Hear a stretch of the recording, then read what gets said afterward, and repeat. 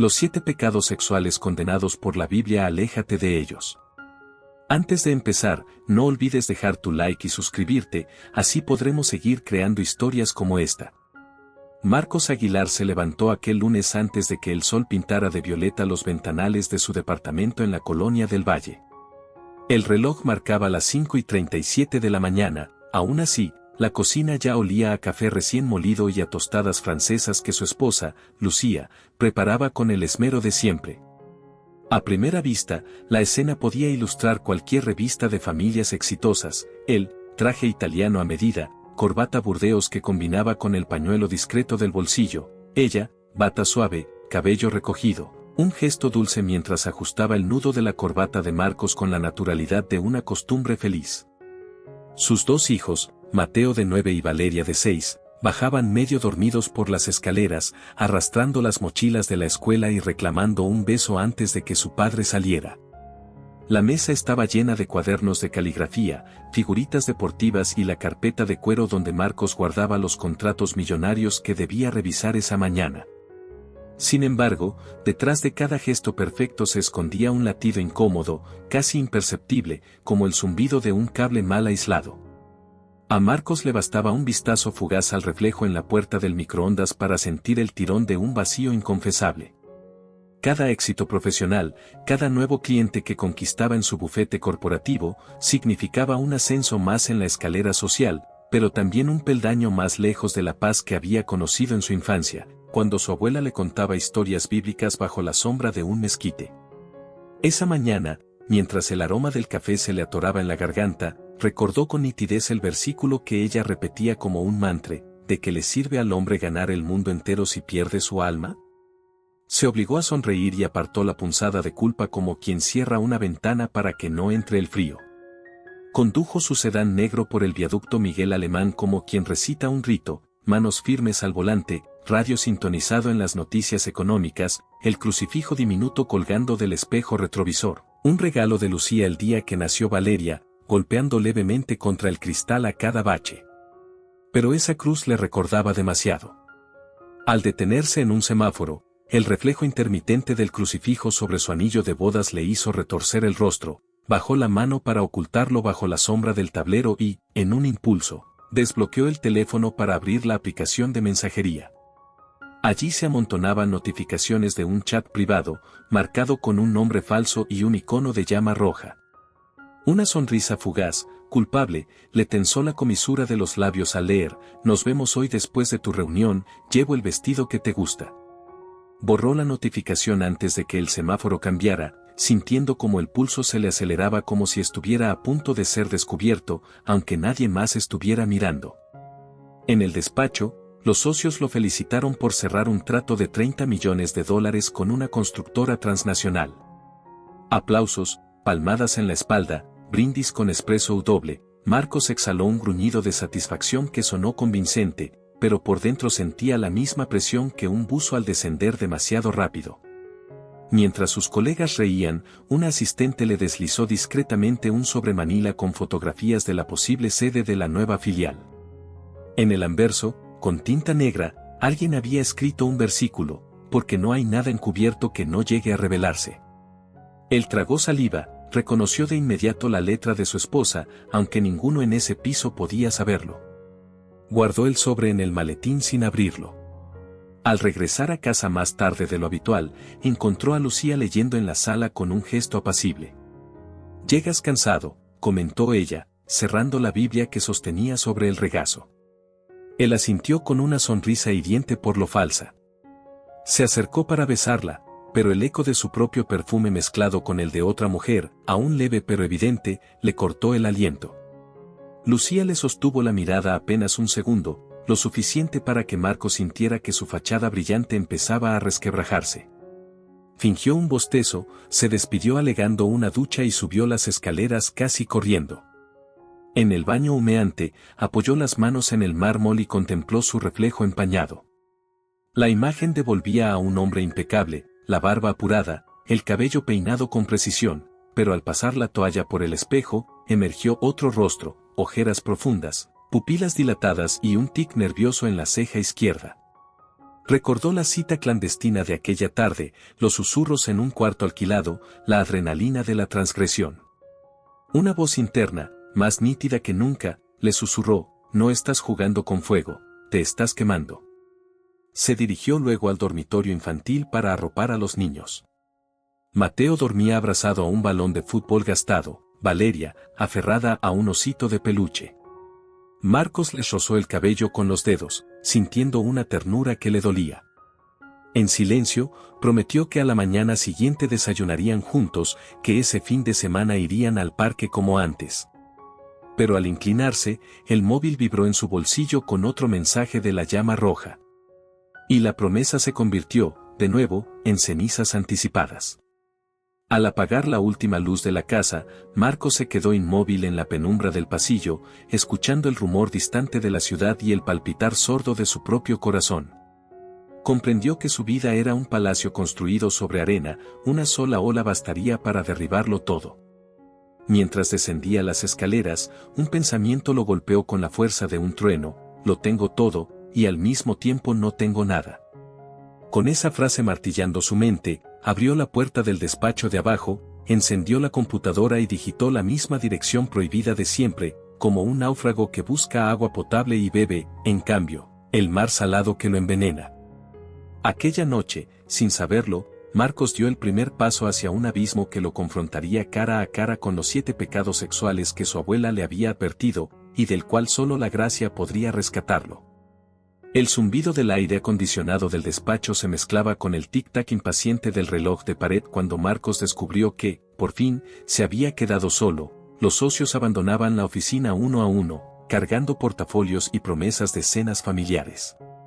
Él, en cambio, cerró la puerta con un suave chasquido, bajó la persiana y dejó que la penumbra envolviera la estancia con un cómplice silencio. Se sentó ante el monitor, flexionó los dedos como un pianista antes de un concierto y tecleó la dirección de un portal que juró no volver a visitar. Bastó un segundo, las imágenes cargaron, una sobre otra, como fichas de dominó que Marcos contempló con una fascinación voraz. Sentía que cada clic era el latido de un corazón al galope, los neons vacíos del placer digital iluminaban su rostro con destellos azules, mientras un hormigueo le rozaba la nuca, mitad deseo, mitad culpa. Solo unos minutos, se excusó en un susurro: nadie lo sabrá. Pero el reloj traicionero seguía su marcha, y cuando la pantalla se oscureció por inactividad, la sesión había durado más de 1 hora. Con los ojos irritados, apagó la computadora y respiró hondo, como si exhalar el aire viciado del cuarto pudiera expulsar también la mancha en su conciencia. Recogió la chaqueta, pero antes de salir revisó compulsivamente la carpeta de historial para asegurarse de que todo quedara borrado. Aún así, un sudor frío le empapó las sienes. ¿Y si el departamento de Ti monitorizaba el tráfico? ¿Y si un técnico tropezaba con su pecado encubierto? Esa posibilidad le oprimió el estómago, aunque no lo suficiente para disuadirlo de repetir la transgresión al día siguiente. De regreso a casa, conducía con la ventanilla entornada, dejando que el aire nocturno de la Ciudad de México disipara el perfume de la oficina. Sin embargo, ningún viento era capaz de apagar la chispa que ya se había convertido en incendio. En lugar de poner música, mantuvo el interior en silencio, pero su mente era un coro estridente de imágenes que retornaban con descaro. Cada semáforo en rojo le pareció demasiado largo, cada motociclista que se colaba entre carriles, un recordatorio de su propia impaciencia. Cuando aparcó, notó la luz del dormitorio matrimonial encendida. Se obligó a ensayar una sonrisa en el espejo retrovisor, se peinó con los dedos y subió las escaleras con pasos que resonaban más fuertes que su latido. Lucía estaba de pie junto al armario, doblando la ropa de los niños. «Llegaste tarde otra vez», comentó sin reproche, pero con un tono tan delicado que le atravesó la piel más que un grito. Marcos la abrazó por la espalda y, al posar los labios sobre su cuello, aspiró el suave aroma a lavanda que ella usaba desde la primera cita. Por un instante, deseó que ese perfume bastara para calmar la tempestad interior. Sin embargo, en su mente se interponía la silueta de una mujer desconocida, posando para él tras la pantalla. Se separó con la excusa de una llamada pendiente y se refugió en el baño, donde el eco de la llave cerrándose sonó a confesión aplazada. Frente al espejo ovalado, El vaho tibio convirtió su reflejo en un espectro borroso. Marcos lo limpió con la palma y vio, a contraluz, sus propios ojos, dilatados, rojos, casi felinos. Se recordó a sí mismo la prédica que había escuchado años atrás: todo aquel que mire a una mujer para codiciarla ya adulteró con ella en su corazón. Ese versículo, Mateo 5:28, emergió del pasado como el golpe de una campana ineludible. Pero él decidió acallarlo con agua fría, salpicándose el rostro hasta que las gotas le resbalaron por la barba. Al alzar la vista, descubrió en la esquina del estante una Biblia pequeña, olvidada allí por Lucía. La tapa estaba desteñida por el vapor, pero la cinta azul todavía marcaba el pasaje de Proverbios 6:25, no codicies en tu corazón su hermosura. Sintió un pinchazo agudo, como la puntada de un alfiler debajo de la piel. Cerró el libro de golpe y lo devolvió al estante, como si quemara. La semana transcurrió con la misma rutina envenenada: reuniones, cafés, contratos y, cada noche, la búsqueda frenética de nuevas imágenes que prometían saciar la sed y solo la multiplicaban. Su vida se convirtió en un péndulo entre la euforia y la angustia. En el gimnasio, la televisión del vestuario mostraba anuncios donde cuerpos perfectos bailaban en cámara lenta. Al ir por la calle, los espectaculares con modelos sugerentes lo perseguían como ojos gigantes. Al principio, desviaba la mirada, pero pronto se sorprendió observando más de la cuenta, midiendo a las mujeres con un rayo láser de deseo disfrazado de admiración. En una tarde particularmente sofocante, su propia secretaria le entregó un expediente, y un roce accidental de los dedos hizo que Marcos sintiera un chispazo eléctrico. Ella sonrió, cortés pero desconcertada. Él le devolvió la carpeta, apresurado, temeroso de cruzar el umbral entre la fantasía y el acto. Esa noche, sin embargo, se rindió una vez más frente a la pantalla luminosa. El clic final lo dejó exhausto, hundido en la silla como un boxeador noqueado. Entonces ocurrió algo inesperado: la imagen se congeló y apareció un anuncio emergente con el texto: ¿buscas algo más real? Sin pensarlo, Marcos rellenó un formulario con un correo alternativo y un apodo: Temis-21. Segundos después, un mensaje directo llegó a su bandeja de entrada: hola, vi tu perfil. Me gustan los hombres discretos. Aquel saludo, tan impersonal y a la vez tan cargado de promesas, le aceleró el pulso. Contestó. Minutos después, el intercambio se volvió candente. La usuaria, que decía llamarse Carla, le envió una fotografía donde aparecía recostada sobre sábanas rojas. Su rostro quedaba fuera de cuadro, pero no hacía falta ver más. Un torbellino de adrenalina recorrió a Marcos de pies a cabeza. Esa noche decidió que el deseo virtual ya no bastaba. Quería sentir la piel, el aliento, el perfume real de esa desconocida. A la mañana siguiente, mientras Lucía untaba mermelada en las tostadas, el teléfono de Marcos vibró con un mensaje: viernes, hotel en Polanco, 7 de la tarde, junto a la frase, un emoji de labios carmesí. Él ocultó la pantalla bajo la servilleta, pero Lucía percibió la tensión en sus hombros. ¿Algo grave? Marcos negó, tragándose la vergüenza, y salió rumbo al coche. Mientras encendía el motor, sintió que el crucifijo del retrovisor se balanceaba como un péndulo acusador. Giró el rostro, incapaz de enfrentar su mirada reflejada en el cristal. La lucha interna se volvía insoportable. Cada vez que caía en la lujuria, la satisfacción duraba menos y la culpa pesaba más.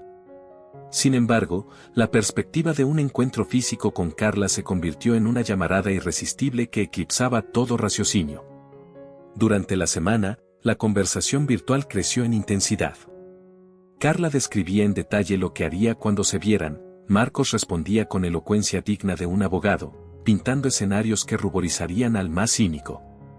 Cada mensaje lo hundía más hondo, pero también lo elevaba en un vértigo que confundía con libertad. Así llegó el viernes. A las 6:45 de la tarde, apagó el ordenador, echó la chaqueta al hombro y les dijo a los colegas que debía atender un asunto personal. Al cruzar el estacionamiento subterráneo, recordó que Lucía le había pedido salir a cenar esa noche para celebrar su aniversario de boda adelantado. El restaurante ya estaba reservado. La memoria de ese detalle le taladró la conciencia. Dudó, sintió un nudo en el estómago, pero el latido de la adrenalina ganó la partida. Encendió el coche y tomó rumbo a Polanco, sin saber que cada kilómetro lo acercaba, sí, a Carla, pero también a la grieta que pronto se abriría bajo sus pies y revelaría el siguiente pecado en la lista, el adulterio. Marcos estacionó en el sótano del pequeño Hotel Boutique, un edificio discreto en una calle arbolada de Polanco que ocultaba sus secretos tras cortinas de lino marfil. El reloj del tablero marcaba las 7:02 de la tarde. Cada segundo de retraso retumbaba en sus sienes como un aviso de que aún podía dar la vuelta y marcharse. Sin embargo, la expectativa palpitaba en sus venas con la misma urgencia que una alarma contra incendios. Solo será una vez, se mintió, sintiendo como el latido le golpeaba la garganta. Apagó el motor y tomó aire, pero lo soltó en un suspiro entrecortado cuando vio el mensaje de Carla, Suite 306. Puerta entornada. Inspiró hondo, aflojándose el nudo de la corbata Burdeos, aquella que Lucía le había regalado en su último cumpleaños, como si desatara también los cables que lo unían a la fidelidad. El ascensor se sintió demasiado lento. Marcos, reflejado en los espejos de acero, contempló su propia figura, camisa blanca impoluta, cabello engominado, ojos febriles. Cada piso que ascendía era un tramo que lo alejaba de la vida que había construido con su esposa y sus hijos, un andamio invisible se desarmaba debajo de él, aunque fingía no escucharlo crujir. Cuando llegó al tercero, la puerta se abrió con un carraspeo metálico y un corredor alfombrado en rojo sangre lo condujo a la suite. Golpeó 2 veces con los nudillos, pero la puerta se deslizó hacia adentro silenciosa, como una mano invitándolo al abismo. Carla lo esperaba apoyada contra el marco de la ventana, la silueta recortada por la luz cálida de una lámpara vintage. Vestía el famoso vestido negro, ceñido, escotado, doble filo entre elegancia y provocación, pero su rostro permanecía velado por la penumbra. Cuando se acercó, percibió el perfume de gardenias mezclado con un leve toque de whisky, una combinación que lo mareó más que cualquier licor.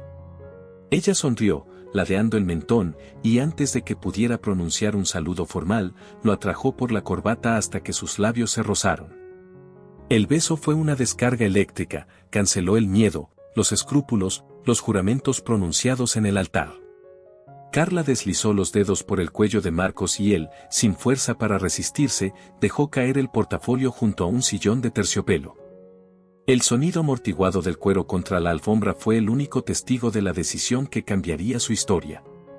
En el instante en que cruzaron el umbral del dormitorio anexo, Marcos sintió que algo en su interior se quebraba con un chasquido sordo, como un cristal bajo el tacón de un zapato. Carla apagó la luz, pero la penumbra encendió el resto de sus sentidos, la calidez de la piel ajena, el roce de la tela resbalando, el susurro urgente de una respiración cercana que no era la de Lucía. Cada caricia alimentaba la hoguera que la lujuria había encendido días atrás, pero también avivaba brasas de culpa que, en silencio, empezaban a abrasar su conciencia. Aún así, Marcos se abandonó al vértigo, persuadido de que la pasión efímera podía llenar el inmenso vacío que lo rondaba. Cuando todo acabó, Carla se levantó para ducharse.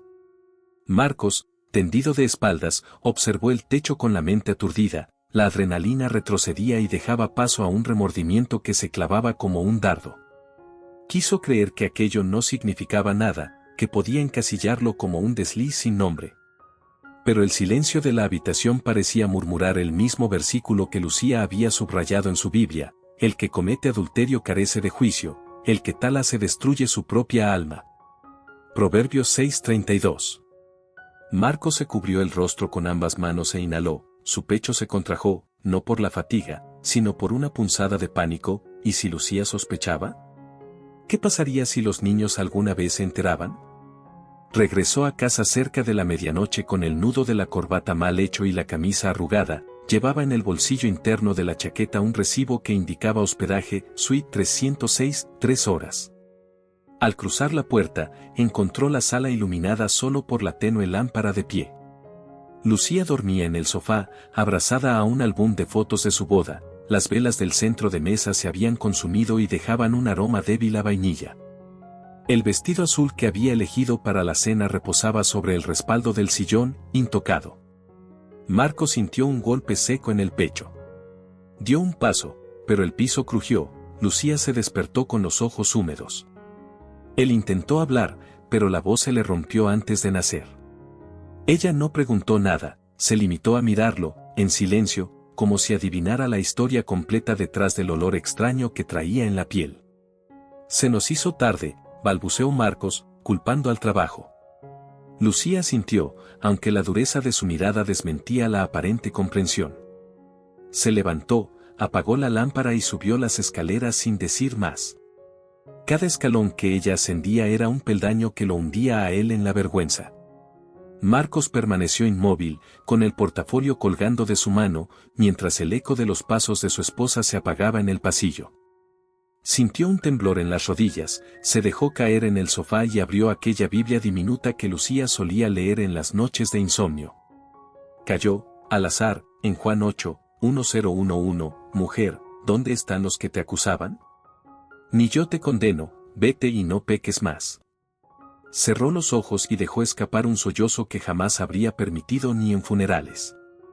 Por primera vez comprendió que su mayor juez no era Lucía ni el pastor de su infancia, sino el propio Dios cuya cruz pendía de su espejo retrovisor. Y aún así, la voz del Evangelio le ofrecía la posibilidad de un nuevo comienzo, una oportunidad que, aquella noche, Marcos no sabía si merecía ni si tendría la valentía de abrazar. El lunes siguiente, creyendo haber dejado todo atrás, Marcos se dispuso a borrar los mensajes con Carla. Pero encontró una nueva notificación. Fue increíble. ¿Repetimos el jueves? Aquellas palabras destilaron veneno en su mente, mezclándose con la adicción al riesgo. Sintió el tirón de querer decir que no, pero los dedos deslizaron, casi incontrolables, la frase, por supuesto. Así, el adulterio no se convirtió en un capítulo aislado, sino en un ciclo que lo arrastró con cruel eficacia, flores anónimas, mentiras de horario extendido, facturas de hoteles ocultas entre expedientes legales. Y cada cita encendía un incendio más grande en el hogar que, un día, amenazaría con reducir a cenizas todo lo que él alguna vez llamó bendición. Mientras tanto, Lucía, en aparente silencio cómplice, comenzó a guardar recibos, a tomar notas de sus llegadas tardías, a observar la nueva impaciencia con que Marcos se duchaba al volver. No lo confrontaba aún, pero oraba cada madrugada con los ojos hinchados, suplicando por luz en medio de la oscuridad que se colaba en las rendijas del matrimonio. En la firmeza de su clamor, se gestaba el desenlace que obligaría a Marcos a mirar frente a frente el precipicio al que se encaminaba y a reconocer que el tercer pecado, el adulterio, no se contenta con robarle a un hombre la paz, pretende despojarlo del todo. Una semana después, en medio de la espiral de mentiras que ya devoraba sus días, Marcos recibió un correo inesperado, reunión de exalumnos Generación 2005, este sábado 20 horas, Salón Imperial. El mensaje incluía una foto añeja, el veinteañero, rodeado de amigos con vasos de cerveza levantados y una sonrisa arrogante. Aquella imagen lo golpeó como un eco de juventud que, hasta entonces, había sepultado bajo expedientes y facturas de hoteles. Sin pensarlo demasiado, confirmó asistencia. Creyó que sería una salida neutral, un respiro del infierno doméstico. No sospechó que aquella noche destaparía otro pecado ya sembrado en su alma mucho antes del adulterio, la fornicación que había confundido con libertad. Llegó al salón con el traje oscuro impecable, pero bastaron 2 canciones de rock noventero para que la corbata acabara en la barra y las risas se hicieran más ruidosas que la música. Entre los reencuentros apareció Paco Treviño, el viejo compañero de dormitorio que se jactaba de mantener el récord de conquistas en el campus. Paco, ahora divorciado y con la panza apenas disimulada bajo una guayabera, lo recibió con un abrazo cargado de nostalgia y tequila. El Águila Aguilar, ¿recuerdas aquellas noches en el bar de la Avenida Revolución?, gritó, alzando un caballito. Marcos soltó una carcajada áspera y el cristal chocó. El primer trago dibujó en su mente un túnel hacia el pasado. Más tarde, cuando la pista se vació y el DJ cambió a baladas, Paco contó, entre risas, que aún conservaba una lista de marcas, decenas de nombres de mujeres con quienes habían competido 2 décadas atrás. Sacó su teléfono y mostró una fotografía borrosa, Marcos, sin camiseta, sentado en el borde de una piscina con 2 chicas abrazándolo por la cintura. El público, en su memoria, era un círculo de compañeros vitoreando como si estuvieran en la arena de un circo romano. Marcos sintió un vuelco. Hasta entonces había creído que el desorden sexual había empezado con la era digital y la infidelidad reciente, pero allí comprendió que llevaba tatuado en la sangre desde la universidad. Aquella noche recordó el primer sábado que pasó con Camila, la estudiante de intercambio, el lunes siguiente con Lorena, la bajista de la banda local, el jueves, con la camarera del bar. Cada encuentro terminaba con la misma frase que él repetía como mantra: sin compromiso, sin ataduras. La cama era un campo de batalla donde conquistaba trofeos que a la mañana siguiente olvidaba, dejando tras de sí un rastro de promesas rotas y nombres borrados de la agenda. El amor era para los tontos, se jactaba entonces. Esa frase, ahora, retumbaba en sus oídos mientras Paco contaba, orgulloso, cómo había perdido la cuenta después de la número 80. De repente, Marcos ya no reía. Una punzada de vértigo le hizo aferrarse a la barra. El tequila se había vuelto amargo. Miró alrededor, parejas bailaban abrazadas, anillos brillaban bajo la luz tenue, sonrisas auténticas dibujaban cuadros que él no podía replicar. Sintió un aguijón de envidia, pero no hacia el cuerpo joven de los 20, sino hacia la inocencia que había extraviado. Al recordar a Lucía, la imagen se superpuso con la de Valeria llamándolo héroe después de leerle el cuento de Buenas noches. Esa palabra, héroe, se desmoronó como yeso viejo. Paco, sin advertir el cambio de semblante, deslizó otra foto, fiesta de graduación, Marcos besando a una chica contra la pared, mientras otra esperaba su turno riendo. Eras un maestro, celebró Paco. Pero Marcos solo vio en aquella escena un vacío más grande que el salón entero. Excusó un dolor de cabeza y salió a la terraza. El aire nocturno le pegó frío y sucio. Sacó el teléfono, abrió la conversación con Carla, escribió, no puedo esta semana, y borró el mensaje antes de enviarlo. Miró entonces el firmamento sobre la ciudad, con las luces de Reforma parpadeando como tentaciones modernas. Recordó la voz de su abuela leyendo 1 Corintios 6:18, huid de la fornicación. Aquellas palabras, ignoradas en la juventud, regresaban con la urgencia de una sirena de ambulancia. Una mano tocó su hombro, era Ana Paola, la presidenta del comité de bienvenida, quien había sido su mejor amiga en primer semestre y la única de quien nunca se aprovechó. Ella sonrió con ternura, notando sus ojos vidriosos. «Te ves cansado», le dijo. Marcos bajó la mirada. Ana Paola estaba casada, esperaba su segundo hijo y traía una paz en el rostro que desarmaba cualquier máscara.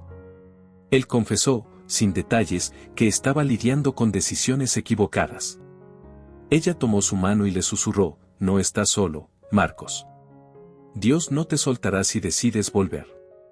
Ese gesto, limpio, fraterno, sin un gramo de insinuación, fue como agua fresca sobre carbón ardiente. Condujo a casa temblando, más sobrio de lo que había estado en meses. Cada semáforo verde parecía guiarlo de regreso a una verdad incómoda, la fornicación no era una aventura inofensiva del pasado, era la semilla amarga que había germinado en lujuria y florecido en adulterio. Y para podarla necesitaría algo más que fuerza de voluntad, requeriría arrepentimiento verdadero, la misma palabra que había esquivado con habilidad de abogado durante años. Cuando llegó, encontró la casa en silencio. Lucía no lo esperaba en la sala, estaba en la habitación de Mateo, orando en voz baja junto a la cama del niño. Al verla, Marcos sintió que de nuevo la sangre le abandonaba las piernas. Se quedó en la puerta, observándola a contraluz, y comprendió que las heridas que estaba abriendo en su matrimonio se alimentaban de aquellas cadenas forjadas en su juventud. Espió su propio reflejo en el marco plateado de un cuadro familiar y, por primera vez, deseó arrancar la raíz de su pecado, aunque ello significara arrancarse parte de sí mismo. Al cerrar los ojos para buscar una excusa, no halló más palabras. Solo escuchó el latido de su corazón repitiendo, como tambores lúgubres, sin compromiso, sin ataduras, sin alma. Y en ese eco se dio cuenta de que el cuarto pecado, la fornicación, tan celebrada en los pasillos universitarios, había sido un pacto silencioso con la soledad. Cuando se atrevió a mirar de nuevo a Lucía, aún de rodillas junto a la cama de su hijo, supo que el próximo paso no sería esconder otro recibo, sino decidir si mataría esa semilla venenosa antes de que germinara de nuevo, o seguiría fingiendo que podía beber agua salada sin morir de sed. El lunes amaneció plomizo, con un cielo encapotado que parecía presagiar tormenta. Marcos se enfundó en su traje gris grafito y salió sin desayunar, con la excusa de una reunión urgente, pero la verdad era que no podía soportar la mirada de Lucía, todavía enrojecida por el llanto que creyó ocultar la noche anterior. Condujo sin rumbo durante casi una hora por el periférico, saltándose la salida a la oficina y estacionándose, al fin, frente a un café de mala muerte donde nadie lo reconocería. Pidió un americano doble y abrió la computadora portátil. El parpadeo de la pantalla le resultó tan familiar como el latido de su propio corazón. Aún con el sabor amargo de la culpa goteándole en la garganta, tecleó las siglas de un sitio pornográfico, las mismas que había prometido jamás volver a visitar, y, en cuestión de segundos, las miniaturas comenzaron a desfilar como un carrusel venenoso. Marcos sintió el pulso acelerarse, era una reacción casi automática, una descarga de dopamina que no pedía permiso a su voluntad. Mientras tragaba a sorbos el café ya tibio, clic tras clic fue sumergiéndose en un mar de imágenes que trepidaban como estrobos, cuerpos sin rostro, gemidos filtrados por la mala conexión, fantasías que devoraban cada trazo de realidad. Cuando el barista anunció que el local cerraría por mantenimiento, Marcos se dio cuenta de que habían pasado 2 horas. Cerró de golpe la laptop, reprimiendo la náusea que le subía del estómago. La pantalla todavía retenía la silueta de una mujer desnuda cuando se oscureció. Salió a la calle con la sensación de llevar una mancha visible en la frente, un tatuaje de ignominia que cualquiera podía leer. Decidió ir a la oficina para distraerse, pero el alma le pesaba como cemento fresco. En la recepción, la asistente le entregó un sobre urgente, correspondía a una notificación bancaria de cargos inusuales. Marcos palideció al reconocer los montos, suscripciones a contenido premium, pagos a salas de chat privadas. Sintió un sudor frío y subió a su despacho con pasos tambaleantes. En la soledad del cubículo, la advertencia del banco reverberó en sus oídos, posibles cargos fraudulentos. Quiso engañarse pensando que tal vez Lucía jamás lo sabría, pero al mismo tiempo imaginó el estado de cuenta llegando a casa, la mirada de su esposa recorriendo cada transacción, atando cabos con la precisión de un cirujano. Esa misma tarde, Lucía lo llamó, ¿podrás llegar temprano? Necesitamos hablar. Su voz era serena como un lago al anochecer, pero Marcos percibió bajo la superficie la tensión de un hilo a punto de romperse. Contestó que sí, sabiendo que su sí sonaba hueco. Antes de salir a las 6, vació la papelera del ordenador, limpió el historial, borró cookies y contraseñas. Sin embargo, el latido de terror seguía golpeando sus sienes con cada clic del ratón. De regreso a casa, el crucifijo del retrovisor volvió a oscilar como un metrónomo divino. Pensó en arrancarlo, pero un freno brusco lo detuvo. Si lo quitaba, ¿qué lo detendría después de precipitarse al abismo? Al entrar, la casa olía a canela y a dejarse amar. Lucía había horneado pea de manzana, el postre favorito de Marcos. Ella lo recibió con un susurro, en la sala. Sobre la mesa de centro había una carpeta azul. Él sintió que el mundo se estrechaba. Lucía abrió la carpeta y extendió las copias impresas del estado de cuenta, cada hoja estampaba en tinta negra los portales que él creía secretos. Marcos quiso hablar, pero la culpa le selló la garganta. Ella se sentó frente a él, mirando a través, no a sus ojos. Solo quiero la verdad. Él parpadeó, y las lágrimas se le agolparon sin permiso. Confesó, entrecortado, el hábito que había empezado como curiosidad inocente en la universidad, se había convertido en refugio contra el estrés, y ahora lo dominaba como una bestia atada al cuello. Enumeró los intentos fallidos de dejarlo, las madrugadas borrando historiales, las mentiras sobre reuniones inexistentes. Cuando mencionó a Carla, el rostro de Lucía se fracturó como porcelana golpeada. Ella apretó los labios, respiró hondo y preguntó, ¿amor o adicción? Marcos, con la voz hecha polvo, respondió, ni lo uno ni lo otro, solo un vacío que no sé llenar. Silencio. El reloj marcaba las 9:46 de la noche. Valeria asomó desde la escalera con un muñeco en brazos, pero Lucía la envió de vuelta con un beso. Luego tomó la mano sudorosa de Marcos y dijo, no soy tu enemiga, pero tampoco puedo ser cómplice de tu caída. ¿Necesitas ayuda? Sacó una tarjeta, Pastor Esteban, consejería y grupos de apoyo. Él sintió un escalofrío. Admitir su problema ante un extraño era exhibir su vergüenza en público. Quiso negarse, pero las lágrimas de Lucía, silenciosas, lo desarmaron. Aceptó la tarjeta. Esa noche durmió en el sofá, abrigado apenas con una manta y con el frío de la culpa incrustado en los huesos. A la mañana siguiente, se presentó en la iglesia sin avisar. El pastor Esteban lo recibió en un despacho modesto, forrado de libros que olían a papel viejo y esperanza fresca. No hizo preguntas al principio, dejó que Marcos hablara hasta vaciarse. Él relató, como quien abre un absceso, cada escena de pornografía que se mezclaba con recuerdos de infancia, cada clic que lo alejaba de Lucía, cada chat que resucitaba la autoestima y la devoraba al mismo tiempo. Cuando terminó, el pastor abrió la Biblia en Salmo 32 y leyó despacio: mientras callé, se envejecieron mis huesos. Marcos se quebró, se vio a sí mismo, reseco por dentro, devorado por imágenes que prometían placer pero le robaban la vida. El pastor continuó: pero te confesé mi pecado, y tú perdonaste la maldad de mi pecado. Después le habló de dinámica cerebral, de neuronas enganchadas a la recompensa rápida, de caminos nuevos que podían formarse con disciplina y oración.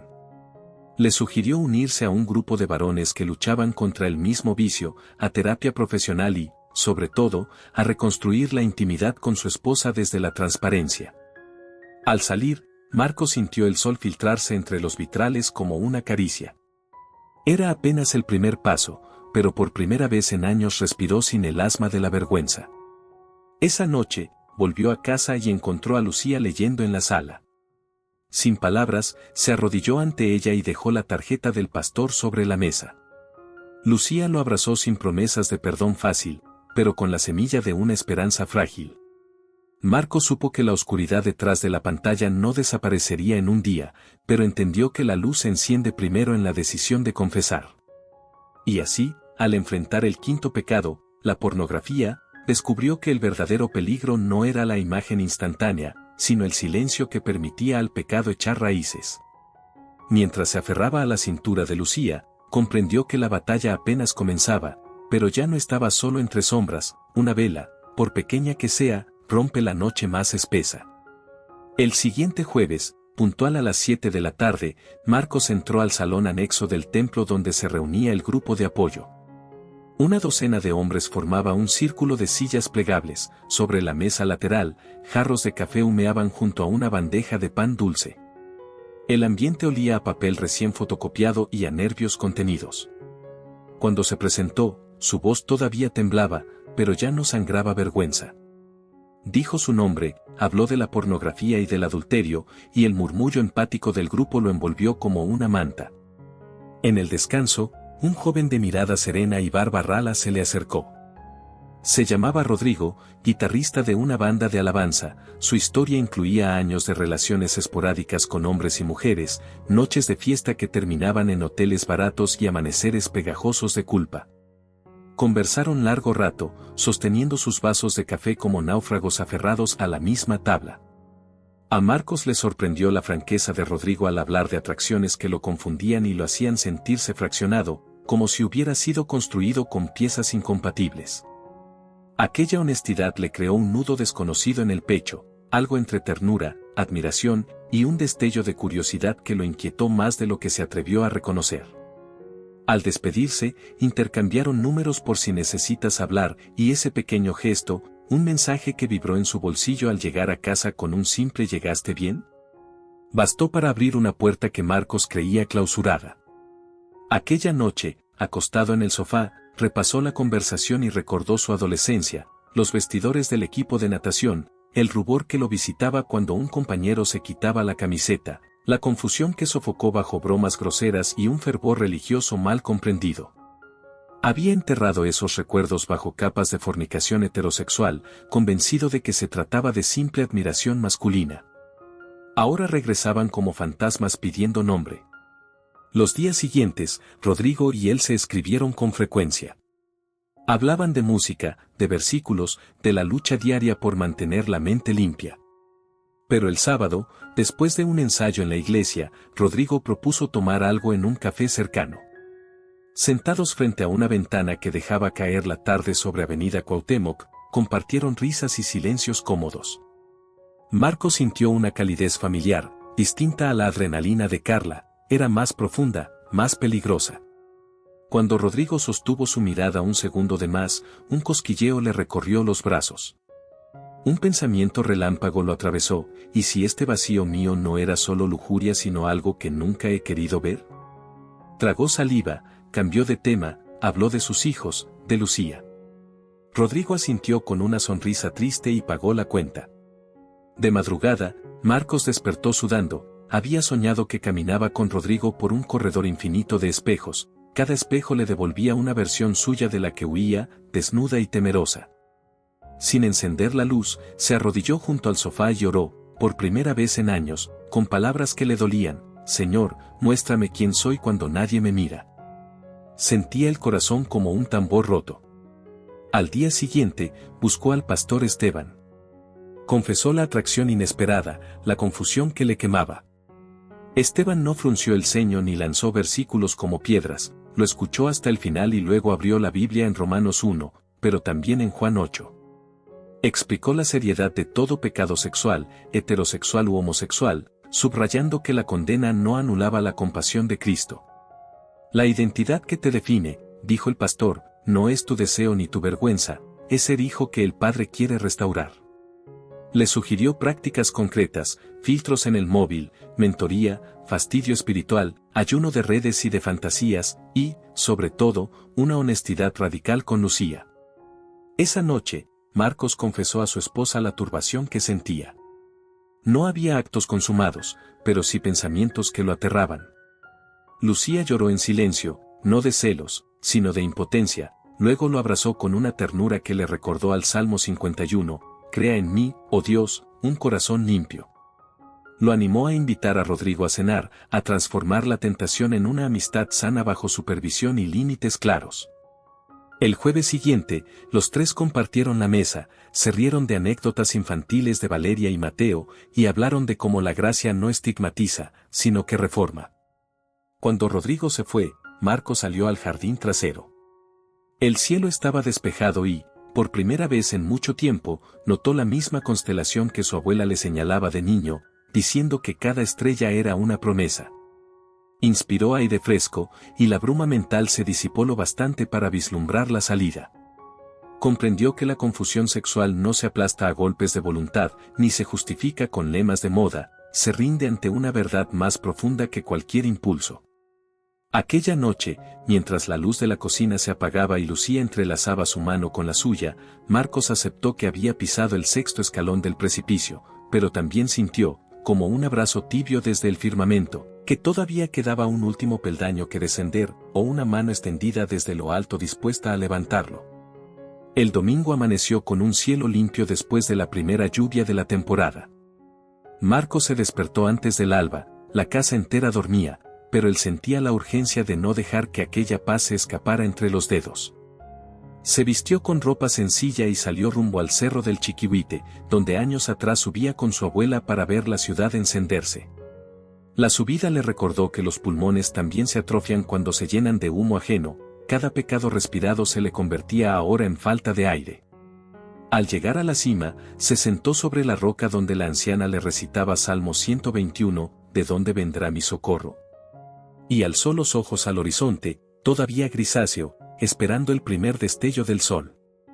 No pidió excusas ni recitó promesas huecas, solo exhaló un ayúdame que se perdió en el viento y, sin embargo, retumbó en las paredes internas de su pecho como un gong que llama a la batalla. Aquella misma tarde, de regreso a casa, encontró a Lucía en la puerta con los niños ya listos, llevaban mochilas pequeñas y sonrisas nerviosas. El pastor Esteban invitó a toda la familia a un retiro de fin de semana, explicó ella. Marcos, sorprendido, aceptó sin reparo. El retiro se celebraba en una casa de oración a las afueras de Tepotzotlán, rodeada de huertos de duraznos. Durante la primera sesión, las parejas se sentaron frente a frente en bancos de madera. El facilitador colocó sobre la mesa 2 jarras transparentes, en una vertió agua limpia, en la otra aceite oscuro. El agua es el amor sincero, dijo, el aceite, las ofensas sin sanar. Si no se confiesan y no se perdonan, el aceite terminará por cubrirlo todo. Acto seguido, invirtió la jarra, el aceite descendió en riachuelos densos hasta enturbiar el fondo cristalino. Aquella imagen golpeó a Marcos más que cualquier sermón retórico, sus secretos se habían filtrado gota a gota hasta envenenar el manantial de su matrimonio. Después, llegó el momento de la confesión matrimonial. Bajo un tejadillo de bugambillas, Marcos tomó las manos de Lucía. Su voz temblaba, pero su decisión era firme, admitió, con detalles que ninguno de los dos quisiera recordar, la lujuria que lo encandiló, la pornografía que lo esclavizó, el adulterio que rasgó la promesa, la fornicación que había normalizado el placer sin compromiso, y la confusión sexual que lo había hecho dudar de quién era. Cada palabra caía como piedra al pozo, y aún así sentía que cuanto más profundo llegaba, más liviano se volvía el pecho. Lucía lloró con un dolor que parecía interminable, pero no soltó su mano. Cuando él terminó, ella cerró los ojos y oró en voz tan baja que solo los pájaros pudieron oírla, le pidió a Dios un milagro, no de olvido, porque las cicatrices cuentan historias, sino de transformación. Al abrir los ojos, respondió, te perdono, pero caminemos juntos hacia la verdad cada día. El retiro culminó la noche del sábado con un servicio de alabanza al aire libre. Docenas de velas flotaban en frascos de vidrio, meciéndose como luciérnagas sobre la hierba oscura. El pastor habló de la mujer sorprendida en adulterio y subrayó las palabras de Cristo, ni yo te condeno, vete y no peques más. Luego invitó a quienes desearan renunciar a su viejo nombre, el que les había impuesto la culpa, a pasar al frente y declarar un nuevo comienzo. Marcos sintió las piernas de plomo, pero Lucía entrelazó sus dedos con los de él y lo impulsó a dar el paso. Al llegar, soltó un grito que no era de euforia, sino de parto, paría un hombre nuevo en mitad de la noche. El pastor ungió su frente con aceite perfumado y oró para que el Espíritu Santo sellara la grieta por donde se colaba la tentación. Marcos cayó de rodillas y lloró sin pudor, sintió que algo viejo, áspero y lleno de espinas se desprendía de su interior, como un costal rasgado. Cuando se incorporó, respiró hondo y, por primera vez en meses, el aire no dolió.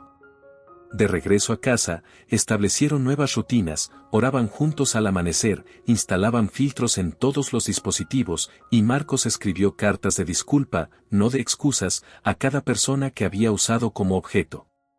Una tarde, incluso, se reunió con Paco y Rodrigo, esta vez en un pequeño templo del centro histórico, para que ambos escucharan cómo el mismo evangelio que denuncia el pecado también ofrece la gracia capaz de rehacer una vida. Rodrigo se conmovió hasta las lágrimas. Paco, escéptico, al menos reconoció que la felicidad que veía en Marcos no se podía falsificar con tequila.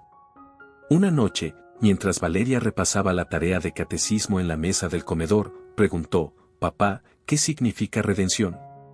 Marcos la miró a los ojos, vio el reflejo de su nueva historia en las pupilas infantiles y respondió, «Es cuando alguien paga por nuestros errores para darnos un corazón limpio y la oportunidad de empezar de nuevo». Le sorprendió la claridad de sus propias palabras, comprendió que la redención ya no era un concepto teológico, sino la llaga curada que él podía mostrar como prueba viviente. Y al apagar las luces, el crucifijo del retrovisor, intacto, dejó de parecer un péndulo acusador, ahora oscilaba como una bandera que indica el rumbo a casa cada vez que el camino se nubla. Porque el séptimo paso, la redención, no era simplemente alejarse del pecado, era correr hacia la luz con la mirada fija en aquel que, un día, había escrito con su sangre, «Vale la pena rescatarte». Marcos despertó la mañana del primer lunes de su nueva rutina cuando apenas clareaba el cielo sobre la Ciudad de México. El reloj marcaba las 5:10 de la mañana, pero ya no sentía aquel nudo en la garganta que, durante meses, había anticipado el peso de sus propios secretos. Descalzo, cruzó el pasillo alfombrado y abrió la puerta del cuarto de Mateo. El niño dormía abrazado a un balón de fútbol, y en el escritorio brillaba un versículo que la maestra de catecismo les había asignado para memorizar: «Bienaventurados los de limpio corazón, porque ellos verán a Dios». Se quedó observándolo largo rato, comprendió que la limpieza interior que anhelaba no era un trofeo instantáneo, sino un camino que habría de recorrerse a diario, del mismo modo que un corredor añade metro tras metro a su resistencia. Bajó a la cocina y halló a Lucía moliendo café, envolviéndose en el aroma tostado que llenaba la estancia de calidez. Ella sonrió con los ojos todavía cansados, y Marcos se acercó a besarle la frente. Aquel beso, silencioso y casto, fue más potente que cualquier euforia pasada. Se sentaron frente a frente con el cuaderno devocional abierto entre ambos. Marcos leyó en voz alta 1 Corintios 9:27, golpeo mi cuerpo y lo pongo en servidumbre, no sea que habiendo sido heraldo para otros, yo mismo venga a ser eliminado. Lucía asintió, y entrelazaron sus manos sobre la mesa como dos náufragos que han encontrado, al fin, la misma tabla a la que aferrarse. A las 6:30 llegaron Valeria y Mateo en pijama, murmurando los retazos de un sueño infantil. Desayunaron entre risas, y Marcos se sorprendió reconociendo en sí mismo una ligereza nueva. Al mirar a su hija, ya no sentía la punzada de ser un impostor ante su pureza. Al escuchar a Lucía contar anécdotas de la escuela, la sensación de estar a punto de ser descubierto había cedido su lugar a la gratitud. Su familia era un milagro inesperado que seguía en pie, a pesar del terremoto de su pecado. Verlo así, tan tangible, le inspiraba un temor reverente. Al salir de casa, el crucifijo del retrovisor oscilaba al compás de los baches del viaducto, pero ya no como péndulo de condena sino como metrónomo de esperanza. Marcos encendió la radio, y por primera vez en años sintonizó una estación cristiana. Sonaba un coro que declaraba tu gracia me alcanzó. Se sintió ridículamente conmovido, las lágrimas le empañaron la vista y tuvo que estacionar un momento para respirar. Cerró los ojos y, en esa pausa, recordó la noche en que había abrazado a Carla contra la penumbra de la suite 306. Aquella misma pasión, ardiente, voraz, parecía ahora un fuego distante y sin brasa. No se engañó, sabía que la tentación volvería, quizá disfrazada de un anuncio, un recuerdo o un mensaje inesperado. Pero también sabía que ya no estaba solo en esa guerra, el espíritu que lo había rescatado soplaba ahora en la vela de su voluntad. Llegó al bufete con gesto decidido. Convocó una reunión con el equipo para anunciar cambios. A partir de esa semana, iniciarían un programa de responsabilidad digital. Todo dispositivo corporativo tendría filtros de contenido explícito y un software de supervisión mutua. Algunos colegas lo miraron con cejas enarcadas. Marcos, sin rubor, contó su historia, no con morbo, sino con la valentía de quien enseña la cicatriz que prueba la cirugía. Habló de la pornografía como epidemia silenciosa que roba atención, dignidad y creatividad. Describió cómo el adulterio destruye no solo hogares, sino la integridad empresarial. Explicó que el verdadero liderazgo no es la suma de contratos millonarios, sino la capacidad de guiar al equipo a un terreno sólido. Cuando terminó, reinó un silencio reverente. El socio mayor, don Ernesto, se levantó y le estrechó la mano. Hijo, no sabía que el despacho necesitaba un líder vulnerable hasta hoy. Varios empleados pidieron voluntariamente unirse al programa. Aquella noche, al regresar, Lucía lo esperaba con los niños bajo la luz ámbar del porche. Traían globos y una cartulina pintada con témperas infantiles. Bienvenido a casa, decía, y debajo, con letra titubeante de Valeria, Papá Nuevo. Marcos soltó una carcajada entrecortada, se arrodilló y los abrazó hasta que el esternón le dolió de emoción. Después de acostar a los pequeños, él y Lucía salieron al patio trasero con 2 sillas plegables y un termo de chocolate. Se acurrucaron bajo una manta fina, mirando las primeras estrellas. Él le entregó un sobre manila, contenía la carta de renuncia a todas sus suscripciones y la confirmación de su inscripción al grupo de apoyo para largo plazo.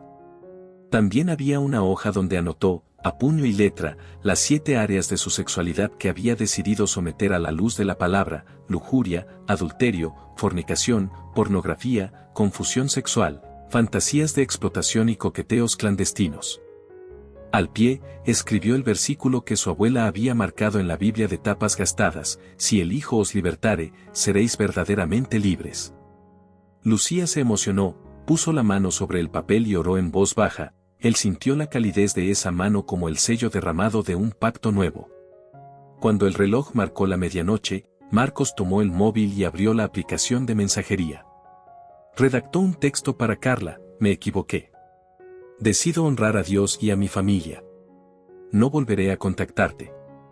Perdóname y busca también la luz que todo lo sana. No esperó respuesta, bloqueó el contacto y borró el chat. Luego, abrió la conversación con Rodrigo y escribió: hermano, gracias por tu amistad. Sigamos creciendo, pero con prudencia. Cuento contigo para mantener límites santos. Rodrigo contestó con un emoji de manos juntas y un versículo de Proverbios 17:17. Marco sonrió, sintiendo que una comunidad, aunque frágil, comenzaba a brotar donde antes solo existía la soledad del vicio. En la penumbra de la habitación, antes de dormir, agradeció a Dios por la jornada. No pidió inmunidad eterna, sino la humildad de reconocer sus flaquezas cada amanecer. Mientras Lucía se acurrucaba a su lado, recordó la pregunta de Valeria sobre la redención y se prometió a sí mismo vivir de modo que sus hijos no solo aprendieran la definición en un diccionario bíblico, sino que la vieran encarnada en la transformación diaria de su padre.